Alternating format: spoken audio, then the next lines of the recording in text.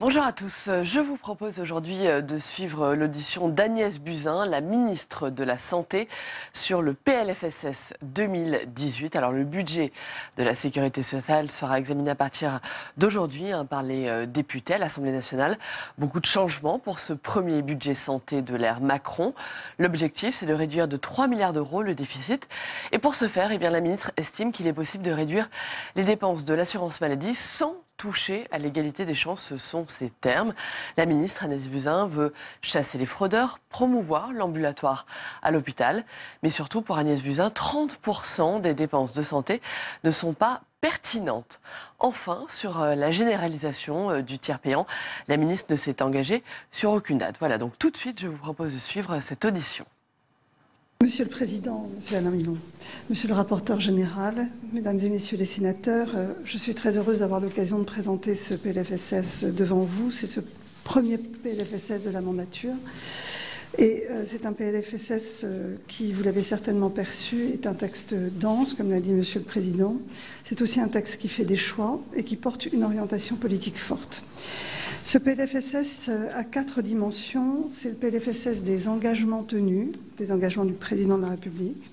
C'est un PLFSS de responsabilité, j'y reviendrai. C'est un PLFSS de solidarité. Et c'est un PLFSS qui porte des transformations profondes, notamment de notre système de santé. La première des dimensions du PLFSS, je l'ai dit, c'est celle des engagements tenus. D'abord tenus sur le pouvoir d'achat, tenue sur l'aide aux entreprises et aux entrepreneurs, et Gérald Darmanin y reviendra, tenue sur l'adossement du régime social des indépendants au régime général, sur la priorité forte donnée à la prévention et sur l'attention portée à ceux de nos concitoyens qui sont dans les situations les plus difficiles, les plus vulnérables. Alors si ce PLFSS permet de tenir les engagements pris devant les Français, c'est parce que c'est un PLFSS de responsabilité.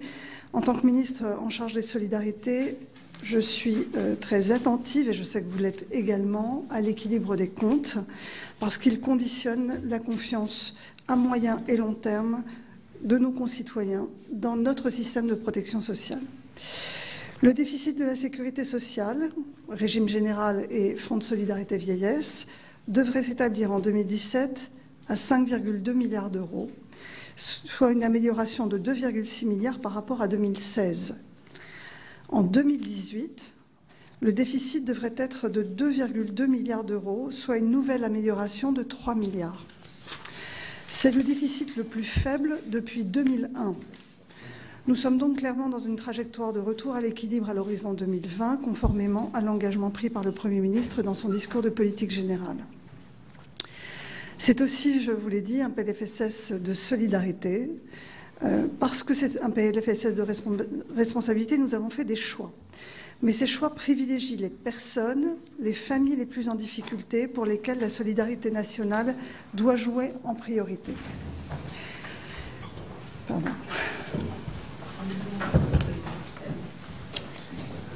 Oui, pardon.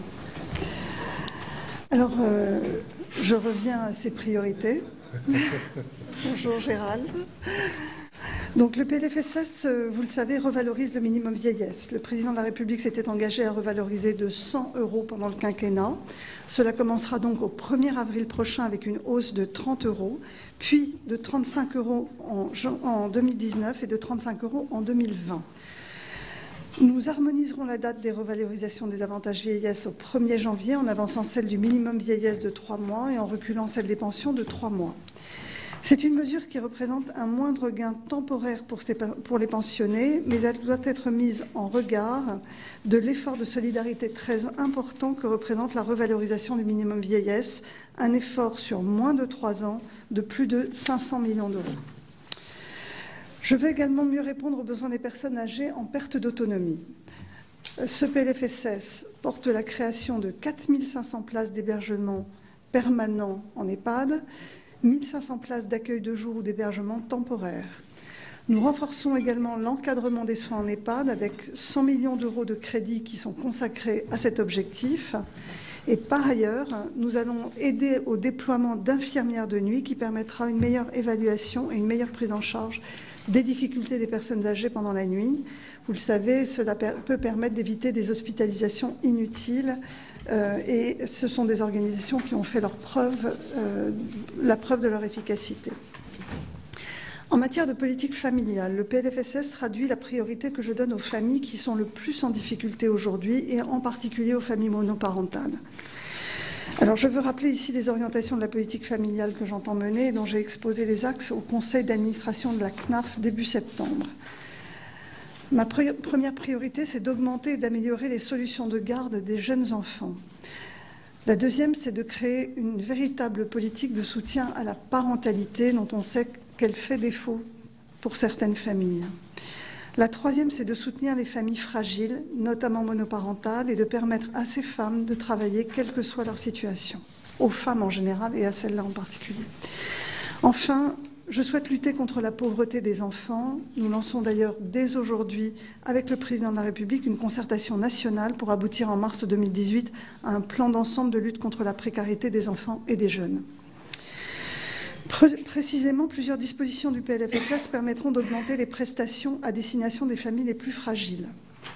Les familles nombreuses, les plus pauvres, bénéficieront de la hausse du complément familial majoré au 1er avril 2018. Cela représente 17 € supplémentaires par mois et ça représente 450 000 familles concernées. Pour les familles monoparentales, le montant de l'allocation de soutien familial sera revalorisé au 1er avril. Cela représente également 750 000 familles. Le montant maximum de l'aide à la garde d'enfants pour les parents qui recourent à un assistant maternel, une garde à domicile ou une microcrèche augmentera de 30%. Ça, c'est aussi pour les familles monoparentales. À titre d'exemple, un parent avec un enfant qui perçoit 2 000 € de revenus et qui emploie directement une assistante maternelle percevra jusqu'à 138 € de plus par mois pour payer la garde de son enfant. Nous portons également une évolution du montant du barème et du montant de la PAJE. Mais ce faisant, nous dégageons des marges d'action pour satisfaire aux besoins prioritaires. Nous redonnons une cohérence dans l'articulation de ces deux prestations entre elles, puisque je vous rappelle qu'elles font une continuité dans la prise en charge des enfants. Nous mettons aussi fin au gel depuis près de 5 ans de la prime de naissance. Et nous n'appliquerons cette mesure d'harmonisation du montant et du barème autour de la PAJE qu'au flux des bénéficiaires, c'est-à-dire pour des enfants qui seront nés à partir du 1er avril 2018. Cela ne touchera pas les familles qui d'ores et déjà perçoivent cette allocation. Enfin, je l'ai dit, c'est un PLFSS de transformation. L'ambition de réforme concerne d'abord le champ de la protection sociale. Le 1er janvier 2018, le RSI sera adossé au régime général. C'est l'une des réformes les plus importantes depuis la création de la sécurité sociale en 1945. Et nous nous donnons le temps nécessaire pour la mener. Une période de 2 ans sera ouverte pour faire évoluer les organisations et mener le dialogue social avec les représentants des caisses. Nous avons eu l'occasion de dire au personnel du RSI avec Gérald Darmanin et également au personnel des organismes conventionnés qui gèrent l'assurance maladie de ces travailleurs indépendants toute l'attention que nous portons à cette mutation qui ne doit pas les toucher, en tous les cas ne pas les pénaliser, et à la dimension sociale du projet qui est pour nous l'objet d'une attention toute particulière. L'ambition de transformation concerne également le champ de la santé. Vous le savez, je construis aujourd'hui une stratégie nationale de santé. J'indiquerai en décembre les choix retenus qui seront le cadre d'un plan national et de plans régionaux de santé au printemps. Cette stratégie privilégie 4 domaines prioritaires: la prévention, l'égal accès aux soins, l'innovation, la pertinence et la qualité des soins. Alors je reviens sur la prévention. La promotion de la santé et la prévention est donc un sujet central dans la politique que je conduis.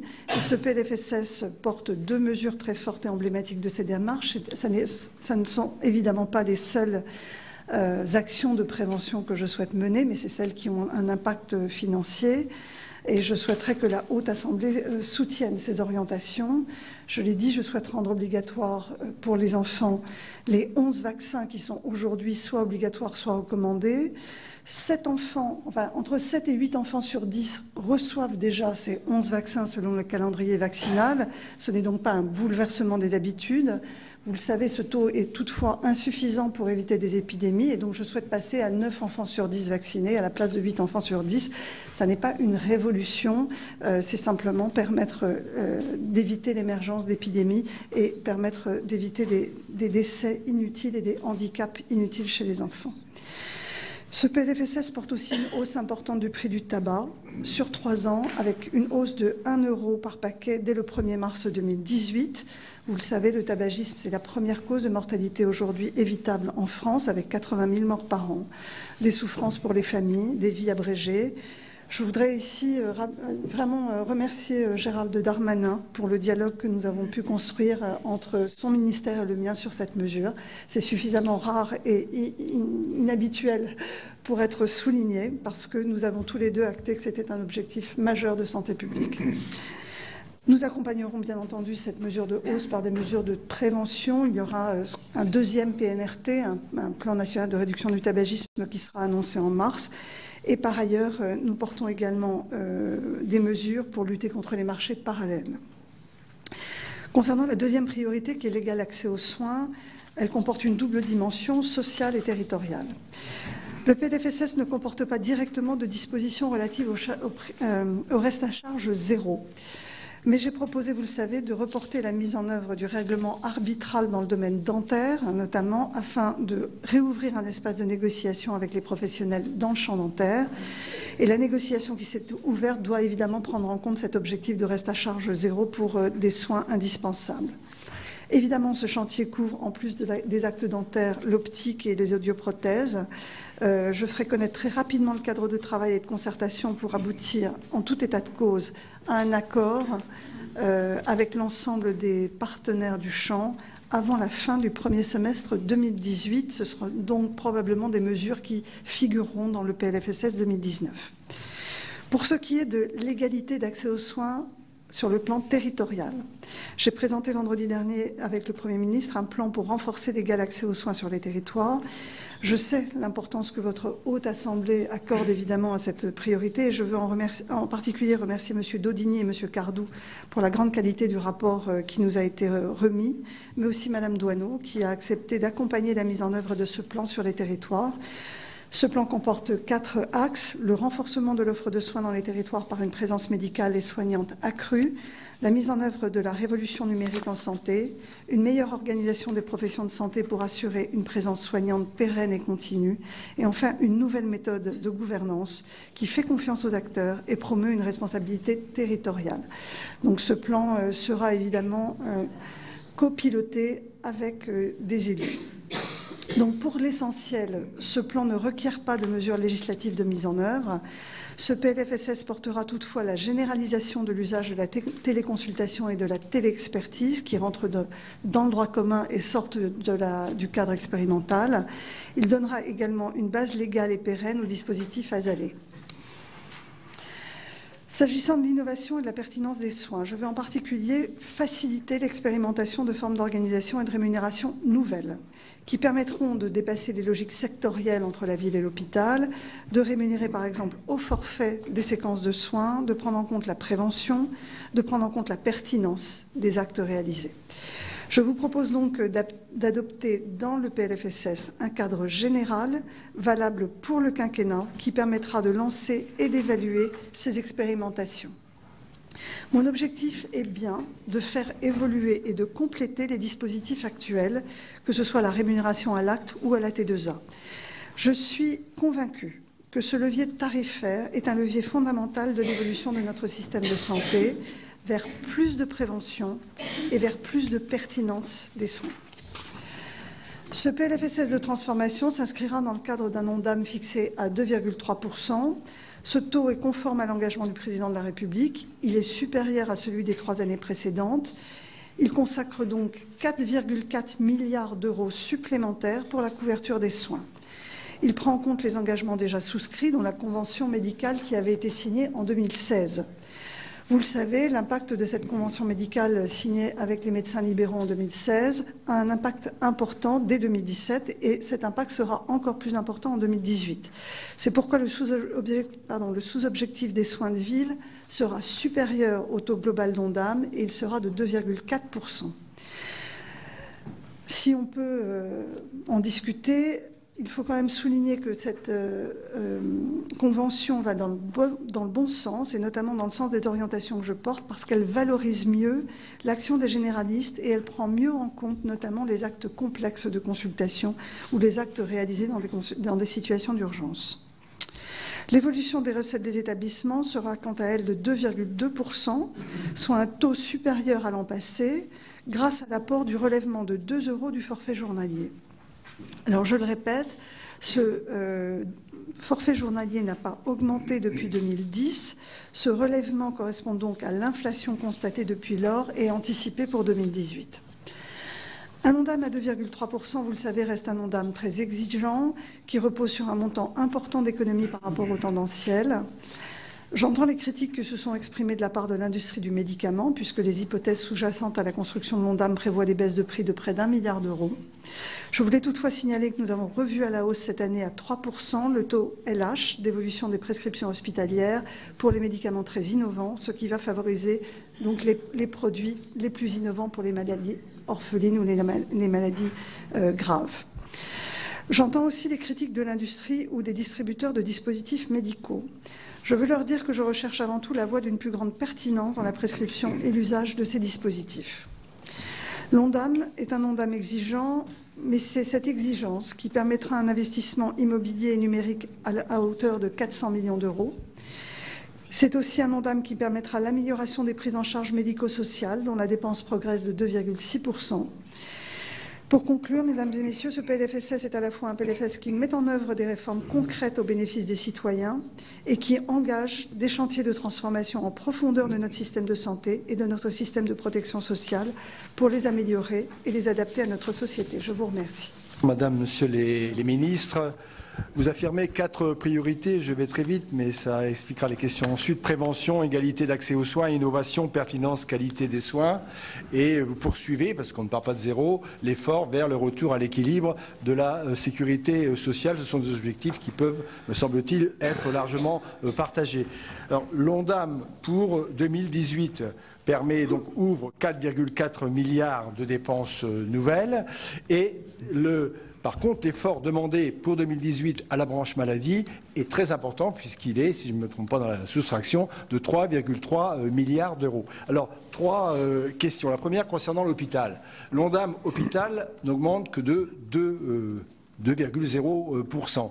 Alors, l'hôpital est-il en mesure, dans l'immédiat, en 2018, de supporter des nouveaux efforts de maîtrise des dépenses sans mettre en danger ses missions, sans nuire à la qualité des soins et sans rendre les conditions de travail très difficiles pour l'ensemble de ses salariés? Concernant l'hôpital, je vais vite, le cas particulier des praticiens ayant un diplôme hors Union européenne. Alors, une loi de 2012 avait apporté des dispositifs dérogatoires pour les praticiens qui étaient engagés avant 2010. Ils sont aujourd'hui nombreux dans une situation très précaire, sans avenir professionnel, alors que ces praticiens contribuent de façon importante à l'offre de soins sur les territoires et à la permanence des soins. Est-ce que, donc, nous avons été alertés sur ce sujet, sur ce point, est-ce que vous envisagez des dispositions? Deuxième point sur les médicaments. Alors vous avez évoqué, Madame la Ministre, très rapidement, c'est-à-dire comment trouver le point d'équilibre entre le rapport de la Cour des comptes qui met même la garantie de prix européen en cause et puis les professionnels du secteur. N'y a-t-il pas danger, je pense, à la fragilisation, à mon sens, de l'ATU dans le dernier PLFSS, n'y a-t-il pas danger que les médicaments innovants ne soient plus mis aussi rapidement à la disposition des patients français au bénéfice éventuellement d'autres pays comme l'Allemagne? Alors 2 mots concernant les génériques et les biosimilaires. La France a fait le choix pour les génériques de s'appuyer sur les pharmacies. L'expérience montre aujourd'hui que c'est un dispositif qui a eu une certaine efficacité, pas totale, mais qui est très coûteux. Pour les biosimilaires, la doctrine, alors peut-être qu'elle est claire, mais elle ne l'est pas dans mon esprit. L'année dernière, nous avons eu des débats sur interchangeabilité et substitution. Ces questions restent posées. Est-ce que le médecin doit avoir là, cette fois-ci, le rôle le plus important? Alors l'article 38 indique des tarifs uniques de remboursement pour les médicaments, y compris les génériques et les biosimilaires. Alors là, je demande d'explication, parce que si le tarif de remboursement est unique pour les médicaments princeps, les génériques et les biosimilaires, alors je pense qu'on parle de l'hôpital, je ne saisis plus bien où est l'intérêt du générique. Alors bon, c'est une question qui est un peu d'ordre technique, mais sur laquelle vous aimez avoir des réponses. Troisième question, un autre sujet, le parcours de soins. Vous l'avez évoqué. Comment envisagez-vous le déploiement du DMP, alors ces dossiers médicaux partagés dans le nouveau vocabulaire, dont le rôle est évidemment essentiel si on veut aboutir à ce que les parcours de soins passent du concept à la réalité? Merci. Monsieur Vatrin a la parole. Oui, une réaction par rapport aux propos du ministre et puis une seule question, Madame la ministre de la Santé. Monsieur le ministre, vous avez parlé du nécessaire devoir de solidarité des retraités. Je pense qu'effectivement, on peut discuter parce que le principe même de la sécurité sociale, c'est la solidarité. Donc, mais le sujet est très vaste. Il y aurait beaucoup d'autres choses à dire, mais vous avez fait référence au projet de loi de finances, vous avez parlé de CSG, j'aurais bien aimé aussi que vous parliez de l'allègement de l'ISF, parce qu'on parle de solidarité ou de la flat tax, quand même 5 milliards de solidarité à l'envers, 5 milliards de solidarité à l'envers au profit des plus riches. Mais j'arrête là. Madame la ministre, le plan de lutte contre les déserts médicaux poursuit grosso modo la même orientation, c'est-à-dire des mesures incitatives que celles appliquées depuis 20 ans dans notre pays, qui sont traduites par un échec. En effet, je crois que le constat est terrible. On n'a jamais eu autant de médecins dans notre pays. Et par contre, le nombre de médecins exerçant en secteur 1, le nombre de généralistes continue inexorablement de diminuer. Et de plus, et tout le monde le sait ici, leur répartition sur le territoire est de plus en plus inégale. Alors, pourquoi, après les ministres de la Santé des gouvernements successifs, vous interdisez-vous d'instaurer des mesures de régulation des médecins exerçant en secteur 1 et en secteur 2? On sait que de telles mesures ont donné des résultats positifs dans certaines professions paramédicales. Deuxième question, concernant les structures d'exercice, et c'est lié à la première, les structures d'exercice de la médecine de groupe. C'est ça qui est plébiscité aujourd'hui par une majorité de médecins et notamment les jeunes médecins. Je ne comprends pas votre timidité. Vous annoncez en effet nouveau plan de développement des maisons de santé, ce qui est très bien, hein, même si ce sont des structures parfois fragiles, mais ça va dans le bon sens. Mais vous ne dites pas un mot des centres de santé.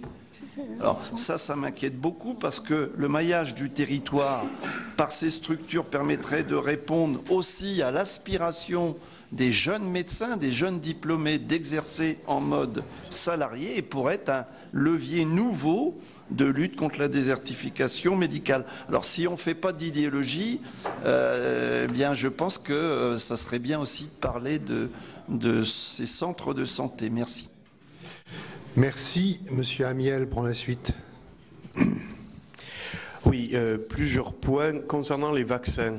Effectivement, si on peut se féliciter de la mesure que vous prenez, et nous la soutenons complètement, il y aura effectivement un gros effort de communication à faire, et en particulier vers les médecins généralistes, une population que je connais bien et qui est quand même assez réticente pour des raisons parfois confuses.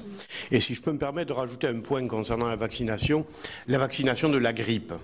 Je ne dis pas qu'il faut la rendre obligatoire, mais enfin, c'est quand même la première cause de mortalité infectieuse, et les professionnels de santé sont les bons premiers à ne pas se vacciner, y compris en milieu hospitalier, et donc à allègrement propager la maladie.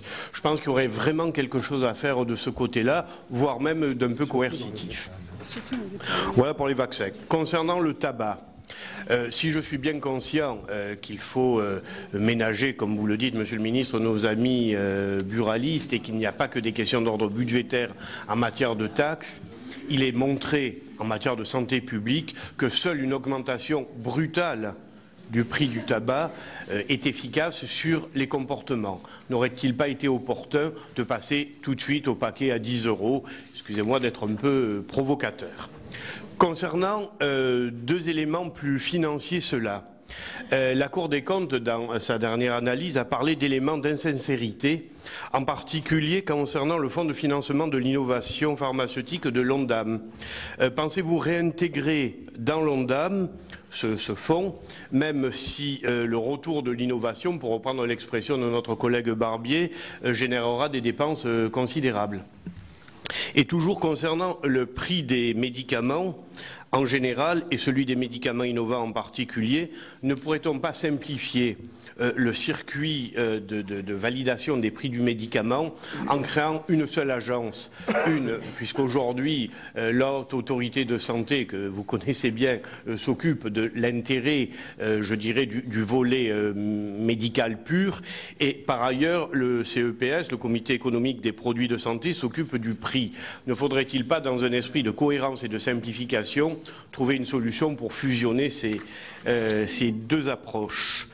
Et une dernière question, puisque les autres que j'avais prévues ont déjà été posées, concernant la priorité numéro 1 que vous avez mis dans la stratégie nationale de santé, qui est la prévention. Je voudrais rappeler quelques secteurs de la médecine qui sont oubliés, voire carrément sinistrés. La médecine du travail, et nous avons vu que dans la loi Touraine précédente, il avait fallu faire appel à des artifices qui ne sont jamais que des cache-misères de la baisse du nombre de médecins du travail, mais je rappelle aussi les soins palliatifs et la pédopsychiatrie. Merci. Merci, Monsieur Jomier. Merci, Monsieur le Président, Madame la Ministre. Monsieur le Ministre, je m'en tiendrai à trois questions à ce stade. La première est relative aux annonces que vous avez faites vendredi. Vous esquissez, il me semble, un chantier qui est extrêmement prometteur, qui est celui du partage des tâches et de nouvelles formations pour les professionnels de santé. Ce partage des tâches, couplé au développement de la télémédecine dont parlait Madame De Roche, pourrait produire des effets réels sur l'offre de soins dans nos territoires. Et pourtant, à ce stade, dans votre projet de PLFSS, on lit les prémices de ces orientations, mais de façon, j'allais dire, très timide. Est-ce que vous pouvez nous éclairer sur le calendrier ou une éventuelle évolution de votre projet de PLFSS à cet égard? Ma deuxième question est relatif à des déclarations de votre collègue secrétaire d'État, Madame Brune Poirson, qui, la semaine dernière, lors d'un colloque de ville et de territoire, a déclaré que la santé environnementale serait un axe majeur de votre politique de santé et de la stratégie nationale de santé, dont par ailleurs je salue les 4 axes qui sont tout à fait intéressants. Or, là aussi, dans votre PLFSS, pour le moment, la traduction de cette orientation n'est pas réellement présente. La santé environnementale est un axe de prévention majeur, bien sûr. Je rappelle que dans les 3 principales causes de mortalité dans notre pays, il y a le tabac, l'alcool et la pollution de l'air. Il y a des éléments relatifs au carburant dans votre PLFSS, mais par exemple, les villes et les territoires, des collectivités territoriales ont engagé des travaux, notamment sur la commande publique et l'élimination de produits néfastes pour la santé humaine. Est-ce que des dispositifs de ce type vous paraissent à ce stade envisageables? Ma troisième question porte sur l'hôpital. En écho à ce que Yves Daudigny a rappelé, l'ONDAM hôpital est fixé à 2%, il est donc bas. D'année en année, nos établissements hospitaliers, je préside le conseil de surveillance de la PHP, sont confrontés à une trajectoire financière difficile malgré des plans d'efficience qui se succèdent. Pensez-vous qu'il est raisonnable de tenir cet objectif hors de l'ouverture, enfin, d'un nouveau chantier sur le périmètre des missions de l'hôpital, sur l'articulation du secteur hospitalier avec les territoires de santé et avec la ville? Vous avez cité, pour terminer votre intervention tout à l'heure, la question des urgences, c'en est un modèle essentiel, et je ne peux que d'ailleurs citer l'excellent rapport qui a été produit ici au Sénat le mois dernier sur la PDSA, qui trace des pistes tout à fait intéressantes en la matière. Il me semble que là aussi notre système doit évoluer s'il veut tenir ses engagements. Merci. Merci Monsieur Jomier. Madame Meunier. Madame la Ministre, Monsieur le Ministre, à ce stade du débat, je vais être forcément concise. Et ma question s'adresse peut-être davantage au ministre du Budget qu'à la ministre de la Santé concernant les EHPAD dans leur aspect de gestion, les EHPAD associatives non lucratives qui bénéficiaient d'un outil intéressant, le CITS, le crédit d'impôt aux taxes sur les salaires, et qui était un peu le pendant du CICE, des EHPAD privés à but lucratif, et qui venait un peu réduire les écarts et rendre ainsi peut-être plus accessibles les EHPAD pour les bénéficiaires qui avaient des revenus moyens, on va dire. Donc il semble que le PLF, dans son article 43, supprime ce dispositif de CITS. Ça inquiète, pour ne dire que ça, bon nombre de gestionnaires, et ils m'ont interrogé, comme plusieurs sûrement ici. Donc j'aurais voulu vous entendre, Monsieur le Ministre, sur cet aspect-là, qui a des conséquences évidemment très négatives pour les établissements, bien sûr, pour les personnels, mais encore une fois pour les résidents et leurs familles. Merci beaucoup, Madame. Monsieur Morisset prend la suite.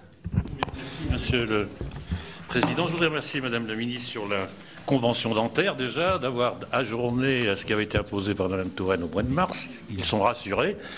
La deuxième chose, j'ai regardé avec attention votre PLFSS sur le chapitre 4, où on dit un gros titre, améliorer la prise en charge des personnes les plus fragiles. À partir de là, je vous évoque les handicapés, le monde du handicap. Bon, je pense que vous les avez rassurés avec une revalorisation, certes en 2018 et 2019, mais ils sont quand même inquiets parce que ils nous disent qu'on va changer les règles de prise en compte effectivement des revenus, donc il va y avoir des conséquences. Et puis en 2019, il y a le risque de fusionner le complément de ressources et la majoration de vie autonome. Alors je pense qu'il faut les rassurer sur ces points parce qu'autrement, aux 90 € que vous leur donnez, ils risquent d'être vite absorbés justement par cette évolution. Sur le monde des personnes âgées, je pose une question à Monsieur le ministre du Budget. La CSG, effectivement, à chaque fois, on trouve un équilibre en disant qu'il sera compensé.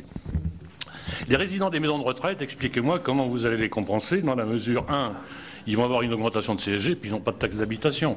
Donc je pense il faut les rassurer. Et puis je terminerai par, effectivement, nos maisons de retraite avec la loi vieillissement. Lorsqu'on l'a votée, ici dans cette salle, je n'ai pas eu connaissance que ça allait avoir des répercussions importantes sur nos EHPAD. Lorsqu'on met en place le forfait dépendance sur un point GIR départemental, les conséquences, elles sont affreuses. Vous nous avez dit, vous nous avez rassuré, il y a une commission qui se met en place, c'est nécessaire dans le département où je suis. Il y en a où il y a une baisse de 20% sur le tarif dépendance. Ça veut dire qu'à partir de là, ils ne peuvent pas embaucher le personnel qui est affecté sur cette ligne budgétaire.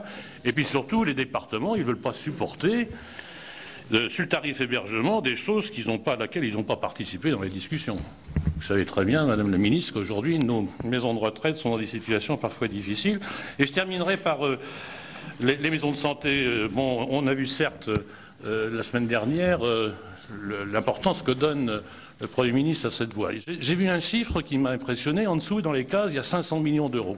Alors rassurez-nous, c'est quoi ces 500 millions d'euros? C'est la DETR? C'est... aucune idée. Je pense qu'il faut nous dire exactement ce que l'État prévoit dès lors que la collectivité territoriale est maître d'ouvrage d'une maison de santé. Les aides disponibles dans nos zones rurales, c'est indispensable si vous voulez qu'on mette des maisons de santé dans nos zones rurales. Merci bien. Merci, Monsieur Morisset. Madame Jasmin pour la suite. Merci beaucoup. Bonjour à tous. Alors, je suis de la Guadeloupe, Madame le Ministre, Monsieur le Ministre. Alors, j'ai 3 questions. La première concerne justement l'accès aux soins et aux droits des personnes en situation de handicap, particulièrement pour les personnes qui n'ont pas la possibilité d'avoir la traduction simultanée quand ils sont malentendants. Donc ça pose un sérieux problème. Pour les personnes en situation de handicap et à mobilité réduite, qui n'ont pas forcément la possibilité d'accéder à la prévention, notamment pour les examens gynécologiques, c'est compliqué. Donc des équipements adéquats devraient être peut-être accompagnés pour permettre à ces personnes d'avoir également de la prévention, particulièrement pour ce qui concerne le cancer de l'utérus. Concernant la T2A, dans les territoires d'outre-mer, en Guadeloupe de façon singulière, nous avons des difficultés Notre hôpital, notre CHU est en très grande difficulté, vous le savez. Il y a des surcoûts qui sont liés à l'insularité, qui sont également liés aux frais d'approche, parce que vous savez très bien qu'il y a des surcoûts insurmontables. Et contrairement à ce qu'on pourrait avoir ici en France, eh bien, tout est beaucoup plus cher. On a vraiment des difficultés qui sont liées à cela. Donc, en plus, s'ajoutent les démarches de certification et d'accréditation pour nos différents services. Et là aussi, il faut mettre aux normes. Donc, il y a des surcoûts également, parce que ces mises aux normes nécessitent des frais supplémentaires. Nous sommes dans un pays où il y a un fort taux de chômage et il y a beaucoup de personnes qui bénéficient de très petites retraites. Donc, le problème de la CSG se pose également. Là, et certains de mes collègues en ont parlé déjà. Il y a également, concernant alors, la dernière chose, concernant les conditions de travail au niveau de l'établissement français du sang. Et là, vous avez parlé également de l'égal accès aux droits et aux soins. Donc, l'EFS Guadeloupe, il y a un des syndicats qui a adressé un courrier à l'ensemble des parlementaires, à la conférence de santé de l'autonomie et au conseil de l'ordre des médecins. J'ai été destinataire de ce courrier. Le personnel UTS, UGTG de la Guadeloupe, ce syndicat dénonce un projet qui viserait à faire venir tout ce qui concerne la quantification des analyses en France. Alors que beaucoup de techniciens de laboratoire de l'EFS de Guadeloupe viennent de France, ils sont formés, mais avec les redéploiements qui ont eu lieu en France, beaucoup ont été obligés de venir prendre des postes en Guadeloupe. Maintenant qu'ils sont en Guadeloupe, eh bien, il y a une menace sur l'activité parce que les examens qui seront faits, les prélèvements qui seront faits seront traités ici, alors que l'EFS Guadeloupe répond à toutes les normes qui concernent l'activité, que ce soit au niveau des bâtiments, mais aussi la certification. Donc ils sont vraiment très inquiets. Ils se demandent comment, vous qui êtes venus récemment en Guadeloupe, vous avez vu avec Saint-Martin les difficultés qu'il y a eu après les ouragans, le transfert sur le CHU de patients, mais aussi la nécessité d'avoir sur place un certain nombre de prestations. Et là, ils sont inquiets, ils nous ont envoyé. Alors, avec mes collègues parlementaires, nous devons évidemment travailler sur ce sujet, mais je profite de l'opportunité de vous avoir aujourd'hui pour vous demander comment vous envisagez ce genre de situation, parce que ce serait quand même scandaleux de faire prélever sur nos territoires du sang pour les donneurs, alors que nous sommes en mesure de réaliser l'intégralité des examens, de les faire venir ici pour les traiter et d'envoyer ensuite les résultats, peu importe par quel moyen, en Guadeloupe. Donc, alors que nous savons très bien que pour traiter certains cancers, nous avons besoin de plaquettes, et la durée de vie des plaquettes est limitée. Nous avons aussi un fort taux de personnes qui ont la drépanocytose, et pour ces personnes-là, il y a des traitements spécifiques qu'il faut faire, particulièrement des transfusions dans certains cas. Donc, nous sommes très inquiets de ces mesures, même s'il faudrait aujourd'hui mutualiser les moyens et maîtriser les dépenses, mais je pense qu'il faut quand même réfléchir sur la situation, d'autant plus que s'il y a une véritable volonté de votre part aujourd'hui de mettre en place un égal accès aux soins, donc comment faire de ce qui fonctionnait très bien quelque chose qui va pas forcément fonctionner. Merci beaucoup. Alors je profite, Monsieur le Président, pour vous dire également que j'ai un rendez-vous à 12h45 au ministère des Outre-mer. Donc j'ai encore le temps, mais comme vous avez quand même souhaité que nous soyons là jusqu'à la fin, donc au cas où je ne pourrai pas attendre la fin, je vous prie déjà de m'excuser. Je vous remercie. Merci bien. Je continue donc les questions. Cette fois-ci, je n'arrête pas exprès pour que les ministres puissent répondre en bloc. Monsieur Lévrier. Merci Monsieur le Président, Madame, Monsieur les ministres. Une question toute simple sur le CITS. Vous avez parlé du CICE, mais très peu du CITS, qui touche donc les associations à but non lucratif. Quel mécanisme? Est-ce bien la taxe sur les salaires? À quel montant? Quel rythme? Et pensez-vous que ça remplacera facilement les emplois aidés?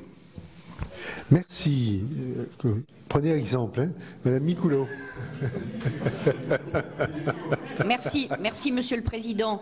J'ai bien noté les mesures pour l'accès aux soins. Par contre, vous ne parlez pas du manque cruel de médecins généralistes, du numerus clausus et du problème des déserts médicaux. Je vois en Haute-Garonne, sur le Comminges, on a beaucoup de mal à trouver des médecins, mais aussi à Toulouse, hein, dans certains quartiers toulousains, nous avons un manque cruel de médecins généralistes. Merci. Merci. Madame Schillinger. Oui, donc élue en Alsace, je vais vous poser la question comme d'habitude. On apprend. Madame et Monsieur le ministre, pouvez-vous me dire si l'articulation entre les baisses de cotisations et hausses de CSG et les spécificités du régime local a bien été étudiée? Parce que les baisses de cotisations, pour nous, nous interpelle, puisque vous savez que les Alsaciens et les Mosellans payent une part patronale sur les charges. Donc ça, c'est une question. Après, il y a les dossiers transfrontaliers. Il y a 9000 dossiers concernant les frontaliers suisses qui sont en attente ou en justice, et il faudrait une décision politique. Je sais que je vous harcèle sur ce sujet-là, mais... Arsène. Oui. C'est bon. Et une réflexion, vous avez parlé de prévention, je n'étais pas là au début parce que mon avion avait 1h30 de retard, mais je ne sais pas, peut-être vous avez parlé de l'alcool. Est-ce qu'une journée nationale sans alcool est prévue? Parce que c'est une attente depuis quelques années et ce serait bien de l'instaurer. Et concernant encore la prévention dentaire, le métier d'hygiéniste dentaire en France n'est toujours pas mis en place. Est-ce qu'on avance sur ce dossier-là? Merci. Après Madame Schillinger, c'est Monsieur Chassin qui sera aussi bref. Président, des questions très rapides. Donc, Madame le ministre, Monsieur le ministre, Madame le ministre, vous avez annoncé en Limousin quelques avancées pour les déserts médicaux.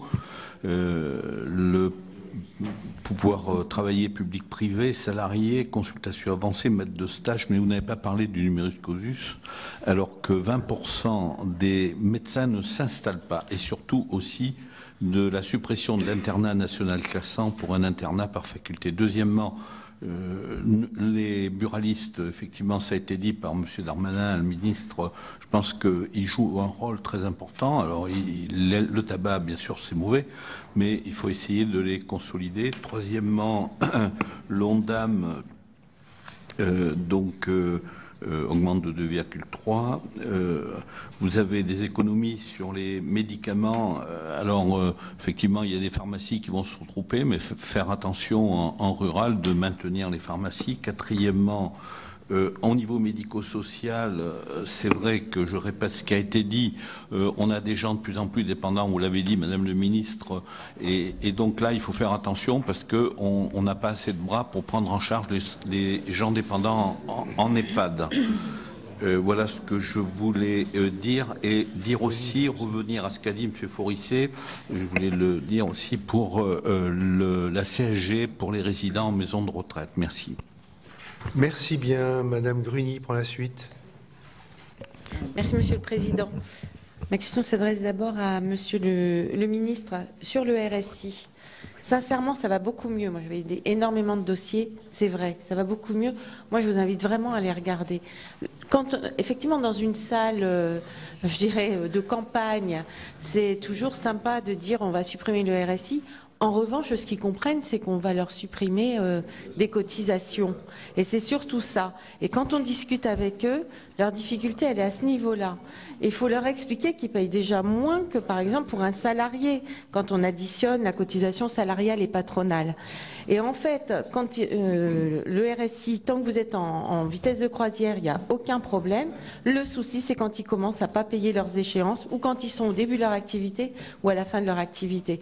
Donc ça, même si vous mettez dans un autre organisme, vous aurez exactement la même chose.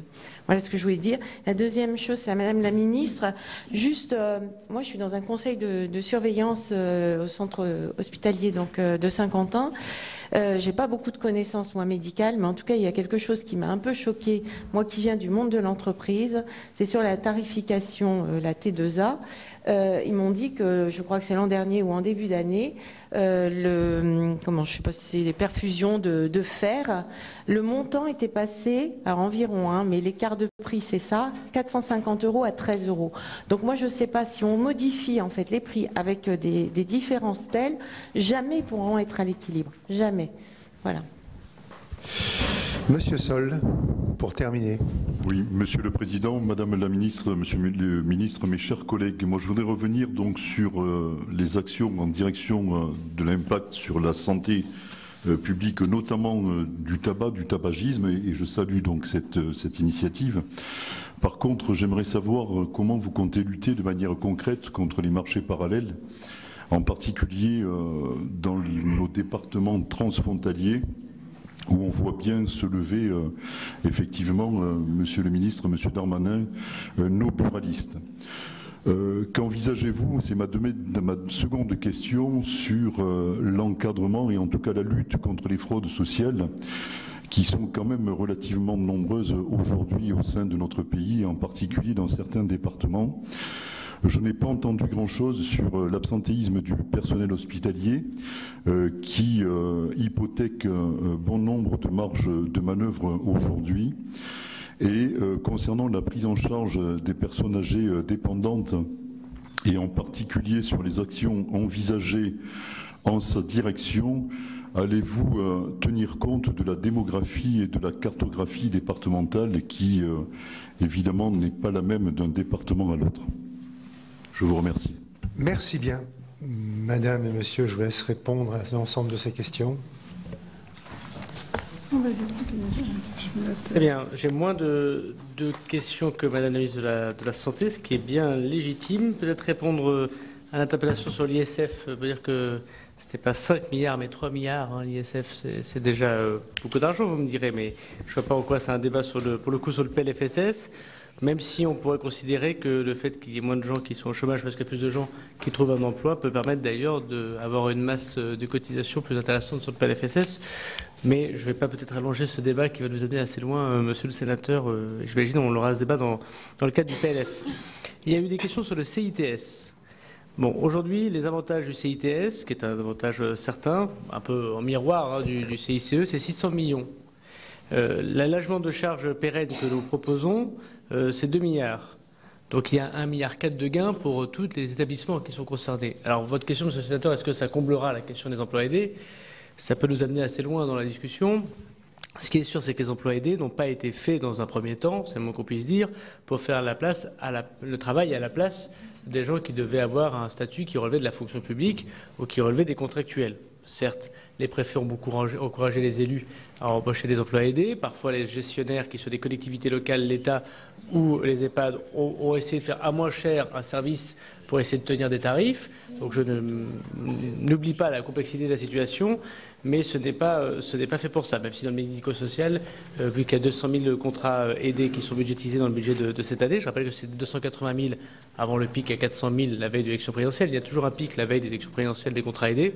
C'est vrai pour ce gouvernement précédent, c'est vrai aussi pour le gouvernement avant. Donc j'essaie de mettre la démagogie de côté. Je crois que cet allègement de charges pérennes, 1,4 milliard de gains, permettra à l'ensemble des établissements que vous évoquez de faire cette bascule qui permet de faire un emploi qui n'est pas un emploi précaire, puisque la moyenne des contrats aidés, je rappelle qu'ils sont de 10 mois et les gens sont payés en moyenne 600 € payés 20 heures. Pas sûr que ça peut aider les établissements, mais ça aide en général très peu ceux qui ont ce genre de contrat, à qui d'ailleurs en général on dit au bout de 2 fois qu'on ne peut pas renouveler le contrat puisque la loi interdit de le renouveler. Donc c'est aussi un peu incompréhensible pour le gestionnaire qui en parle à son salarié, mais je voudrais ainsi rassurer ce CITS en lien avec le PLF sur la question de Mme la sénatrice et monsieur le sénateur qu'il y a bien un gain très important pour ces gestionnaires.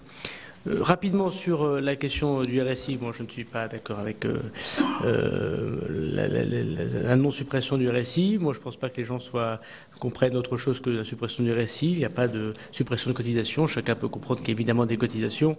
Et nous le redirons simplement, il y a effectivement un régime général qui permet d'aller mieux. Maintenant, entre nous, j'ai du mal à comprendre des discours d'aujourd'hui qui veut garder un RSI qui a une marque qui entache beaucoup la confiance que les artisans et les commerçants ont très dégradée. C'est même un euphémisme, monsieur le sénateur, et je connais votre modération légendaire.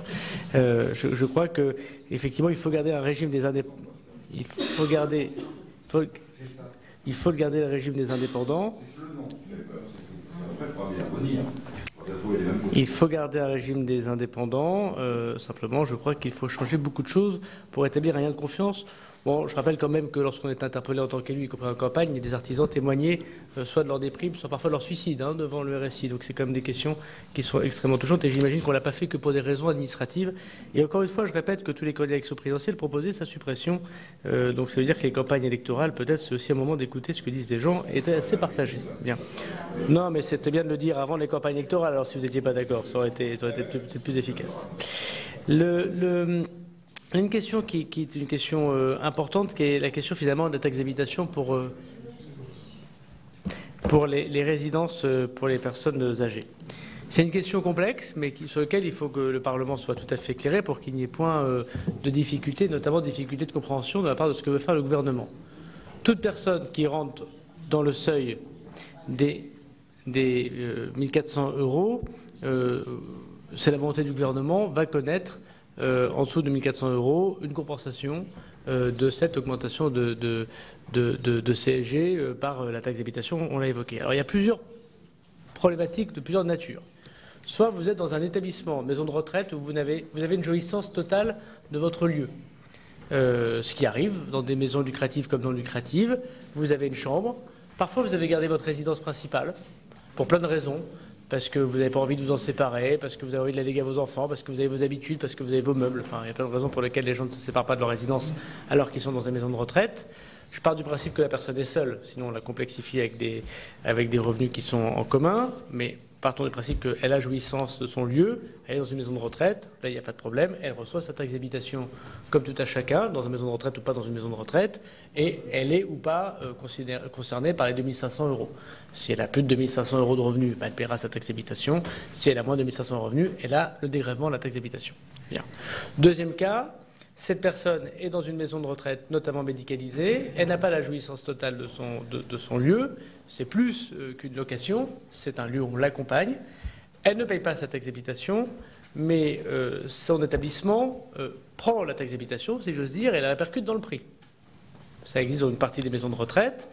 Dans ces conditions, la loi de finances va prévoir, et il y aura évidemment un débat éclairant sur le PLFSS, que l'établissement pourra demander le dégrèvement de la taxe d'habitation, et la loi réobligera l'établissement à répercuter la baisse de prix de la baisse de la taxe d'habitation décidée par le gouvernement. Après, il y a le troisième cas. C'est pas une isnagan, c'est le fait que les gens payeront moins. Maintenant, si vous voulez que les gens payent moins, on paye plus, on peut le faire. Mais aujourd'hui, c'est le système actuel, Madame la sénatrice, qui veut ça. Bon. Troisième cas de figure, il y a des gens qui sont dans un cas où ils ne payent pas de taxe d'habitation. L'établissement ne paye pas de taxe d'habitation parce qu'ils ont été exonérés. Ça arrive. Donc nous allons proposer, dans le cas du projet de loi de finances, pas dans le projet de loi de financement de la sécurité sociale, qui est une réduction d'impôt, pour qu'ils puissent avoir eux aussi, c'est un cas où il n'y a pas de taxe d'habitation, donc la compensation au pouvoir d'achat de la CSG par rapport à une taxe d'habitation qui n'existe pas parce que le législateur l'a décidé bien avant nous, une réduction d'impôt. Donc pour vous répondre, monsieur le sénateur, toute personne qui est au-dessus de 1 400 € et qui rentrerait dans un cadre de taxe d'habitation dégrevée, qu'il ait ou qu'il n'ait pas à payer la taxe d'habitation, aura cette compensation de pouvoir d'achat jusqu'à 2 500 € par 3 mécanismes différents, soit le dégrèvement directement en tant que contribuable, soit par la répercussion du prix, puisque la taxe d'habitation, l'établissement la paiera moins cher, et puis la paiera plus, donc il y aura compensation et on va s'en assurer par la loi, soit par réduction d'impôt. Je voudrais juste souligner avec vous cette statistique.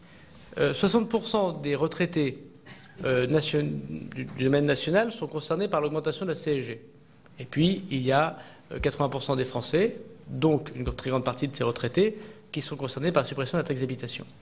Mais dans les maisons de retraite et dans les EHPAD, c'est l'inverse. En moyenne, les gens sont plus pauvres dans les maisons de retraite que dans le territoire national, ce qui se comprend assez. 60% des retraités qui sont dans nos EHPAD sont à moins de 1 400 €. Donc en fait, il n'y a pas de cas. Alors s'il y en a, si on a l'année prochaine quelques-uns, nous verrons à réparer évidemment les choses. Mais moi, aujourd'hui, je suis censé vous dire, pour avoir vérifié, revérifié, qu'il n'y a pas de cas, y compris dans ma propre commune, qui est pourtant une commune assez pauvre, où il y a cet effet de seuil assez compliqué, il n'y a pas de cas de gens qui ne bénéficieront pas de la suppression de la taxe d'habitation, même s'ils n'en payent pas par une réduction d'impôt, parce que s'ils soient plus de 1 400 €, alors ils payent l'impôt sur le revenu, et donc ils auront une réduction d'impôt.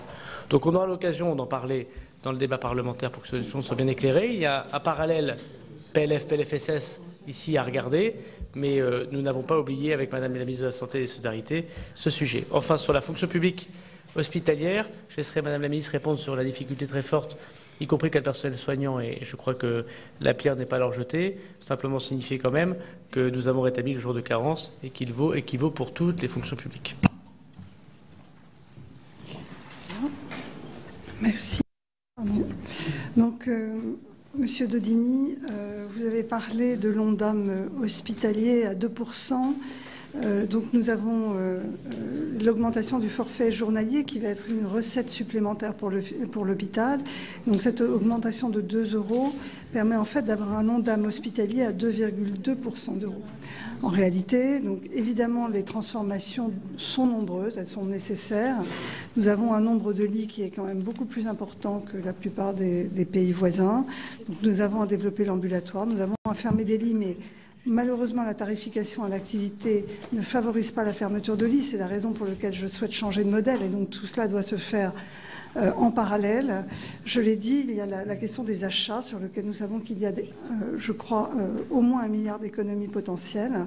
Donc voilà, nous avons moyen, grâce aux réformes qui ont déjà été engagées, notamment les GHT, l'ambulatoire et celles que nous continuerons de faire, moyen de tenir cet Ondam à 2,2%. Concernant les PRADU, c'est-à-dire ces praticiens diplômés hors Union européenne, c'est un vrai sujet. Nous avons une double contrainte. Beaucoup d'établissements fonctionnent avec ces praticiens aujourd'hui et ils en ont besoin. Et par ailleurs, je dirais qu'en tant que ministre, je dois m'assurer qu'ils fournissent la qualité des soins optimale à nos concitoyens. Donc je vais veiller à accompagner ces professionnels en termes éventuellement de formation, en termes d'ouverture de places au concours, notamment pour des spécialités qui sont très déficitaires aujourd'hui. Et donc nous sommes en train de travailler ce sujet avec les services du ministère de façon à accompagner au mieux ces praticiens et ne pas les abandonner pour ceux qui n'auraient pas qui auraient passé 3 fois l'examen et qui auraient été recalés, ne pas les laisser en rase campagne et leur permettre d'exercer dans des conditions dignes et avec cette exigence de qualité des soins à l'arrivée. Donc toutes les mesures seront prises dans l'année qui vient, spécifiquement sur ces praticiens. Concernant le milliard d'euros, alors la garantie de prix européen, c'est un sujet extrêmement complexe, la fixation des prix, vous le savez. Vous avez... je ne sais plus qui a évoqué ça tout à l'heure, excusez-moi. Non, c'est M. Amiel, pardon. La garantie de prix européen ne s'applique qu'aux médicaments qui ont un ASMR 1, 2, 3. Hein, donc c'est très restreint. Fort heureusement, ça ne représente pas la majorité des médicaments. Mais c'est vrai que c'est une des contraintes que nous avons pour la négociation du prix. Pour autant, la Haute Autorité de Santé fait en parallèle de l'évaluation de l'ASMR une évaluation médico-économique qui permet quand même de calculer l'efficience de ces produits et d'avoir un outil supplémentaire pour la négociation. Donc voilà, je ne dis pas que c'est facile. Par ailleurs, il y a des médicaments anciens qui ont une rente de situation, nous le savons, et sur lesquels nous avons des marges de progrès dans la négociation. Et je suis bien placée pour le savoir, ce qui me permet d'être particulièrement efficace sur ce sujet. Générique et biosimilaire, nous avons d'énormes progrès à faire par rapport à nos voisins. Et l'idée du tarif unique, en fait, c'est que nous rembourserons aux établissements le tarif du générique. Donc ça permet en fait d'obliger les établissements à plus consommer de générique que de produits princeps. C'est ça l'idée du tarif unique, c'est un alignement vers le bas pour obliger les professionnels à progressivement passer au générique. Alors concernant le DMP, c'est effectivement un outil qui peine à se déployer parce que l'équipement informatique à la fois des établissements de santé et parfois des professionnels ou des maisons de santé ou des centres de santé n'est pas interopérables. Et donc il y a dans le grand plan d'investissement qui a été présenté par le Premier ministre il y a 15 jours, 400 millions d'euros dédiés à l'informatisation et qui vont aider au déploiement du DMP. C'est l'objectif de cette révolution numérique que nous souhaitons engager. Monsieur Vatrin, vous parlez du plan de lutte contre les déserts médicaux et l'obligation d'installation ou la sectorisation. Sur l'obligation d'installation, nous savons que ça ne fonctionne pas. Et je crains que ce soit également vrai pour le secteur 1 et le secteur 2, parce que d'abord, la démographie médicale n'est pas à la hauteur de ce qu'elle était il y a quelques années. Elle est en train de dégringoler, et elle va dégringoler jusqu'en 2025. Ce n'est qu'en 2025 que nous récupérerons le taux de praticiens qui est celui actuellement que nous avons. Nous savons les souhaits des jeunes professionnels à mieux concilier vie familiale et vie professionnelle. Et donc, nous savons que beaucoup de femmes, notamment, souhaitent s'engager dans un secteur salarié. Et donc, si nous avons des contraintes trop importantes sur l'obligation d'installation, à l'arrivée, ce que nous aurons, c'est des gens qui échapperont au système et qui iront vers un exercice salarié, soit vers la médecine du travail, soit vers la médecine scolaire, soit voire à l'industrie pharmaceutique, ou qui arrêteront, puisqu'aujourd'hui, il y a près de 40% des professionnels qui s'installent, qui progressivement abandonnent leur exercice. Donc, plus nous irons vers une obligation, plus nous risquons d'avoir en fait un déficit. Donc, effectivement, mon plan vise à être très incitatif, très facilitant, lever tous les freins et à donner du temps médical au territoire sans cette obligation à laquelle je ne crois absolument pas. Pour être un professionnel de santé, moi-même, je pense que peu de choses m'auraient obligé à m'installer dans un territoire où je n'ai pas fait ma vie et où je n'ai pas d'attache. Concernant les centres de santé, vous avez raison. Et c'est totalement dans mon plan, en fait. Si vous lisez bien le plan que j'ai présenté, avec, en fait, nous mettons exactement au même niveau maison de santé et centre de santé. Donc, il n'y a aucune différence pour nous. C'est un exercice, qu'il soit salarié ou libéral. Et donc, on dit maison de santé par facilité, pour ne pas dire à chaque fois maison de santé pluriprofessionnelle et centre de santé, mais tout ça fait exactement l'objet des mêmes mesures. Donc, il n'y a aucune différence. Si vous lisez le plan que j'ai présenté vendredi, c'est dans le même chapitre. Et donc, il y a effectivement dans le grand plan d'investissement 400 millions d'euros qui sont dédiés à toutes les aides permettant à ces maisons ou centres de santé de s'installer sur les territoires, quel que soit le type de structure. Donc, vous pouvez être totalement rassuré, il n'y a pas du tout d'idéologie derrière cela. Monsieur Amiel, sur la vaccination antigrippale. Alors, vous savez, elle a été à un moment obligatoire et il y a eu un décret qui a levé cette obligation parce que, en fait, l'argumentaire pour la rendre obligatoire, au même titre que la vaccination contre l'hépatite B, qui est obligatoire dans les établissements de santé, c'était que le bénéfice pour les professionnels était faible. Parce qu'en fait, quand on est bien portant et entre 20 et 50 ans, on ne meurt pas, ou 60 ans, on ne meurt pas de la grippe. Et donc, de ce fait, le bénéfice étant faible à l'échelon individuel, ça ne peut pas faire l'objet des mêmes mesures d'obligation que la vaccination pour les enfants, où là, le bénéfice est certes collectif, mais aussi nettement individuel. D'où le fait qu'on ne puisse pas mettre l'obligation dans le PLFSS au même niveau que celui pour les vaccins infantiles, où là, on les protège contre des maladies mortelles. Donc, ça ne veut pas dire qu'il ne faut pas en faire un sujet avec une incitation importante et un sujet déontologique pour moi. C'est un sujet déontologique dont j'en parle régulièrement avec le Conseil de l'ordre des médecins et je m'adresse à eux dans 2 jours et ce sera l'objet de ma discussion avec eux. Je crois qu'effectivement, les médecins devraient être plus en responsabilité, notamment dans les EHPAD ou dans certains services hospitaliers. Tabac, vous m'avez posé la question de pourquoi pas l'augmentation de 10 à 10 euros d'un coup. Je crois que déjà une augmentation d'1 euro par an, c'est une augmentation substantielle, mais qui va permettre aux gens de se dire qu'ils doivent être dans une démarche d'arrêt et de pouvoir être accompagnés. Il faut aussi que nos consultations anti-tabac, qui ne sont pas nombreuses, puissent accueillir toutes les personnes qui vont s'engager dans une démarche d'arrêt. Donc ça nous semblait être une augmentation en 3 ans qui concilie un vrai objectif de santé publique avec un objectif pragmatique qui est d'accompagner des gens qui en fait souffrent d'une maladie addictive et qui ne peuvent pas s'arrêter juste avec leur volonté. On sait que c'est très difficile.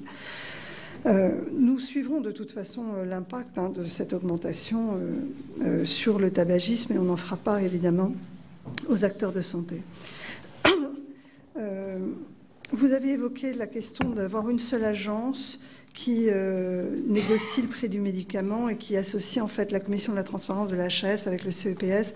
Il n'y a qu'un seul modèle équivalent en Europe, c'est l'Italie qui a mis dans la même agence, l'AIFA, à la fois la partie ANSM d'évaluation du médicament, donc de l'AMM, de l'HAS pour l'évaluation du service médical rendu et la négociation du prix.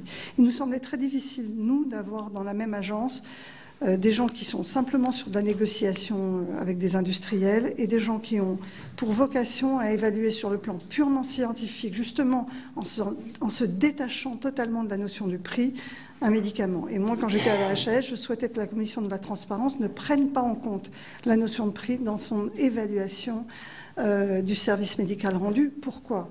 Parce que si on commence à avoir en tête le coût d'un traitement dans son évaluation pour le service médical rendu, on risque effectivement de pénaliser nos concitoyens dans l'accès aux médicaments innovants. Et donc j'ai souhaité qu'il y ait bien une étape séparée entre l'évaluation scientifique et l'évaluation financière. Sinon, ça brouille, je pense, complètement le message scientifique.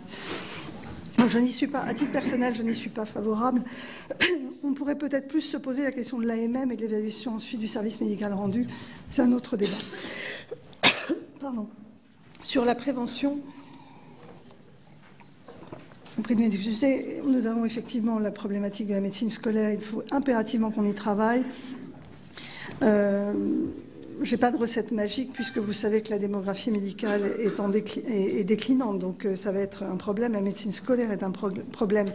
Et je souhaite faire en sorte, et nous y travaillons aujourd'hui avec Jean-Michel Blanquer, que la visite de prévention à 6 ans, qui est obligatoire, qui ne se fait que dans 20% des cas, soit effective. Nous allons la rendre effective. Nous allons faire en sorte de travailler avec les maisons de santé, avec les centres de santé, avec les généralistes, pour qu'éventuellement ils puissent intervenir au sein de l'école et rendre cette visite médicale effective dès la rentrée 2018. Et c'est vraiment un objectif chiffré que nous nous fixons avec le ministre de l'Éducation nationale. Je pense que c'est vraiment un enjeu de réduction des inégalités sociales sur la détection des troubles 10, la vue, l'ouïe, etc., l'obésité. Et donc, j'en fais un enjeu majeur. La pédopsychiatrie, vous le savez, je l'ai affiché comme une priorité personnelle. Je pense que nous avons un manque de pédopsychiatres. J'ai obligé les doyens, dès la campagne de 2018, à ouvrir des postes de pédopsychiatres dans les facultés pour mieux former les jeunes. La question qui va se poser secondairement, c'est l'ouverture de lits dédiés. Nous manquons de lits en pédopsychiatrie. Et donc, je souhaite y travailler dans la stratégie nationale de santé que nous discutons aujourd'hui avec les professionnels.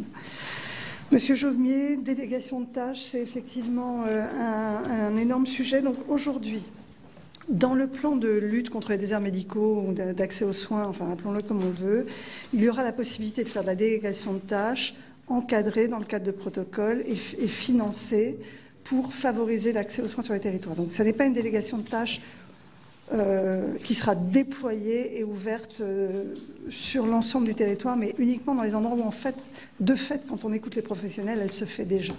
Et donc l'idée, c'est de mieux l'évaluer et l'encadrer.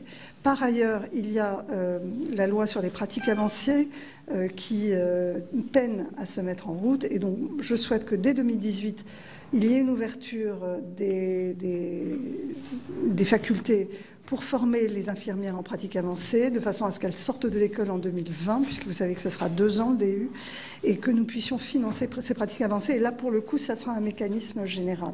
Donc nous avançons sur les 2 jambes, avec une mesure généraliste et une mesure dédiée aux territoires les plus en difficulté. Sur la santé environnementale, j'en fais effectivement une priorité avec Nicolas Hulot. Nous allons avoir... Alors, pourquoi ça ne figure pas dans le PLFSS? Parce que nous n'avons pas de mesures budgétaires, en fait, dédiées. Par contre, ce sera une feuille de route commune que nous aurons avec le ministre de l'Environnement dans la stratégie nationale de santé, où il y a un chapitre dédié à la santé environnementale Et bien que je m'intéresse énormément à la pollution de l'air, ce n'est pas la troisième cause de mortalité. Loin de là, c'est une mortalité différente de celle de la mortalité liée au tabac, à l'alcool, puisque c'est une mortalité anticipée chez des personnes âgées et malades. Donc je crois qu'il ne faut pas les mettre quand même au même niveau, même si c'est un énorme sujet de santé publique, bien entendu. Sur l'hôpital, plan d'efficience, périmètre de l'hôpital, oui. Vous me posez la question d'un débat sur la place de l'hôpital public. Il se trouve que quand j'étais à la Haute Autorité de Santé, j'avais ouvert la Paris Healthcare Week sur que doit être l'hôpital en 2025. Je pense que cette question est pleine et entière. Que doit être l'hôpital public en 2025? Quelles vont être ses missions? Je n'ai pas eu le temps de mener cette réflexion pour un sujet PLFSS. Pour autant, ce sera un sujet pour moi pour l'année 2018 de réflexion. Il faut redonner du sens à l'hôpital public. On connaît les difficultés d'exercice au sein de l'hôpital aujourd'hui. Quelle est sa valeur ajoutée? Quelle est sa place dans le territoire? Donc vous verrez qu'il y aura une réflexion ouverte et venant moi-même de l'hôpital public, je sais bien la difficulté qu'ont les professionnels aujourd'hui. On va également travailler sur la question des urgences. Il y a le rapport et l'excellent rapport parlementaire du Sénat, mais nous avons également une mission sur l'objet des soins non programmés parce que je crois qu'il faut qu'on ait une réflexion collective. Je suis un peu perdue. Non, Madame Jasmin, pardon. Madame Morisset. Monsieur, pardon, excusez-moi. Monsieur Morisset. Pardon, je suis perdue. Excusez-moi, monsieur. J'ai pris beaucoup de notes. Monsieur le Président, pardonnez-moi. Tarif dépendance des départements. Alors, tarif dépendance des départements, nous y sommes extrêmement attentifs. Je l'ai dit, il n'y aura aucun perdant de la réforme de la tarification des EHPAD. C'est l'objectif à la fin, d'où le comité de suivi, d'où l'augmentation du budget sur les soins. Il y aura des mesures spécifiques pour accompagner les départements en difficulté au cas par cas sur certains établissements. Donc c'est l'objet du comité de suivi. Et l'idée n'est évidemment pas de mettre ni des départements en grande difficulté, ni des EHPAD. Donc il y aura une enveloppe pour appuyer les EHPAD les plus en difficulté en 2018, fléchée sur des situations particulières. Madame Jasmin, vous avez posé la question des personnes, des personnes handicapées en mobilité réduite. Donc, dans le plan qui est en train d'être discuté avec Sophie Cluzel sur le handicap, il y a un chapitre dédié à l'accès aux soins. Et donc c'est un sujet sur lequel je suis extrêmement attentive, notamment l'accès au dépistage. Vous en parlez, dépistage du cancer du col, je l'avais déjà mis dans le plan cancer. Et donc il faut évidemment qu'on muscle la capacité des établissements à s'équiper, probablement pas partout, mais qu'on ait des filières dédiées qui permettent aux personnes à mobilité réduite d'accéder à certains équipements et plateaux techniques. Et ça aussi, c'est un enjeu de cohésion sociale. Donc ça sera dans le plan handicap. Sur la mise aux normes des établissements de santé, et vous parlez des DOM, c'est une énorme difficulté que nous avons aujourd'hui à accompagner les établissements. Dans les DOM, mais pas que dans les DOM. Il y a aussi des territoires métropolitains qui sont problématiques. Nous avons d'une part les assises de l'outre-mer, où nous allons discuter des questions de santé des DOM, et où je travaillerai avec Annick Girardin sur ce sujet, mais nous avons aussi dans la stratégie nationale de santé un chapitre qui sera dédié à la santé des DOM, avec les 4 axes de la stratégie nationale de santé, dont celui de l'accès aux soins. Et je souhaite, parce que je pense qu'on ne peut pas traiter tous les DOM de la même façon, je souhaite qu'il n'y ait pas un chapitre DOM, mais bien un chapitre par département, parce que ce ne sont pas les mêmes problèmes qui se posent au département. Donc voilà, j'ai visité effectivement récemment le CHU de Guadeloupe. Je ne vais pas rentrer dans le débat sur l'EFS, parce qu'il est vraiment très technique et que aujourd'hui, ce n'est pas un sujet PLFSS, même si j'entends les points que vous avez soulevés. Madame Micouleau, manque de médecins. Votre question sur le manque de médecins, je ne sais plus exactement laquelle était. Oui, alors, pardon. Donc, effectivement, il y a un manque de médecins généralistes qui va s'aggraver jusqu'en 2025 avant de remonter. C'est la raison pour laquelle je veux impérativement dégager du temps médical et supprimer la paperasserie pour les médecins. Parce que je pense qu'on ne peut pas se plaindre qu'il n'y a pas de médecins, qu'il ne se... Voilà. Et donc, pour moi, vraiment, c'est un objectif que les médecins fassent de la médecine et rien d'autre. Un objectif majeur. Par ailleurs, je souhaite les aider, donc on l'a dit, sur les délégations de tâches, sur des coopérations interprofessionnelles. On voit quand même qu'il y a un certain nombre de professionnels qui peuvent intervenir aujourd'hui sur la gestion. On voit, les infirmières le font, la gestion d'un INR, par exemple, l'adaptation d'un traitement anticoagulant. On peut protocoliser cela. Il y a quand même du temps médical qui peut être gagné dans certains territoires. Madame Schillinger, l'alcool, ça fera partie de la stratégie nationale de santé, donc on vous répondra une fois que les consultations auront lieu sur l'alcool. Évidemment, il y aura un chapitre addiction, donc l'alcool en fera partie.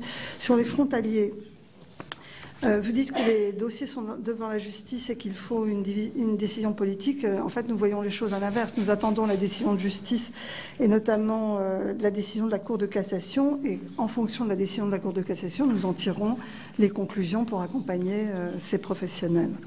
Donc, voilà. Monsieur Chassaing, numerus clausus. Alors, pourquoi je n'en ai pas parlé? D'abord parce que j'ai trouvé que la question du numerus clausus ne répondait pas à la question de la désertification médicale, tout bonnement parce qu'il faut 12 ans pour former un professionnel maintenant et que nous savons que dans 12 ans, notamment dès 2025, nous aurons une augmentation importante de la démographie médicale du fait de l'ouverture du numerus clausus ces 10 dernières années.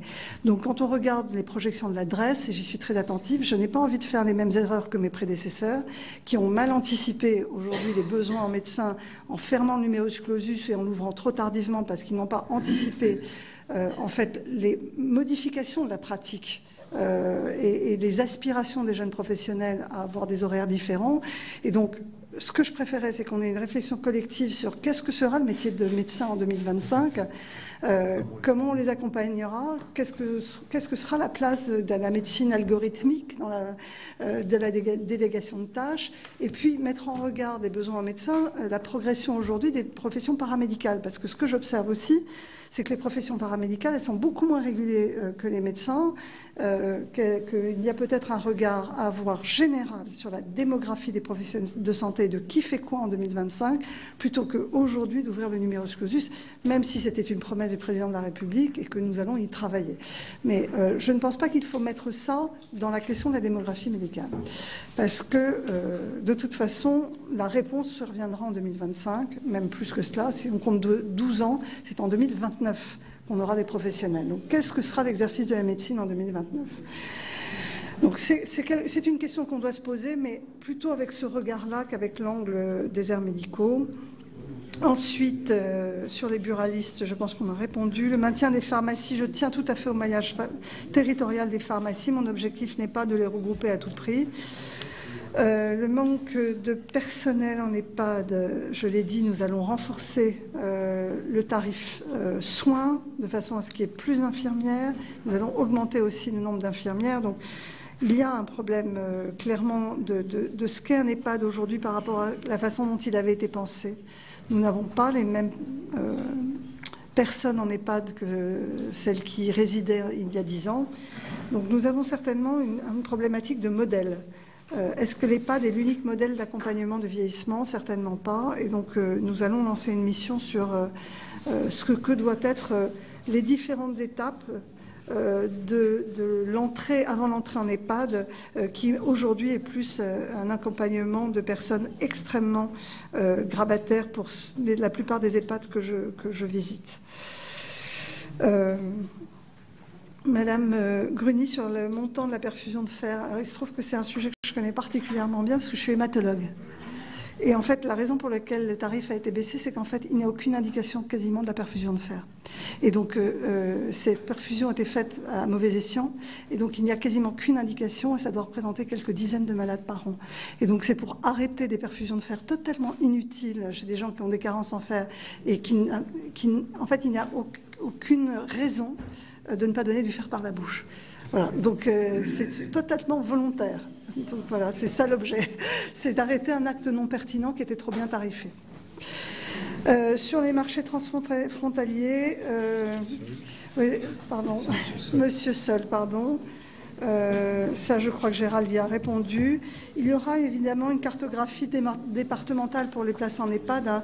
Nous y travaillons. Donc, voilà, l'idée, c'est qu'on mette les places au bon endroit et qu'on travaille avec les départements. Je crois que j'ai fini, Monsieur le Président. Merci. Non, je l'ai dit. Merci, Madame la Ministre. Merci, Monsieur le Ministre. Merci pour vos réponses complètes. C'est assez nouveau. Je tiens juste à vous dire combien sur le programme santé je suis à 1000% d'accord, combien sur le programme financier un peu moins. Merci en tout cas. Bonne journée à vous deux et à bientôt. Voilà donc pour cette audition d'Agnès Buzyn, la ministre de la Santé, devant la Commission des Affaires sociales du Sénat. Beaucoup de changements pour ce premier budget santé de l'ère Macron. L'objectif, c'est bien de réduire de 3 milliards d'euros le déficit. Et pour ce faire, la ministre, elle estime possible de réduire les dépenses de l'assurance maladie sans toucher à l'égalité des chances. Elle veut également chasser les fraudeurs, promouvoir l'ambulatoire à l'hôpital. Mais surtout, pour Agnès Buzyn, 30% des dépenses de santé ne sont pas pertinentes. Et puis enfin, sur la généralisation du tiers payant, la ministre ne s'est engagée pour l'instant sur aucune date. Voilà, vous pouvez bien sûr revoir cette audition sur notre site internet publicsénat.fr.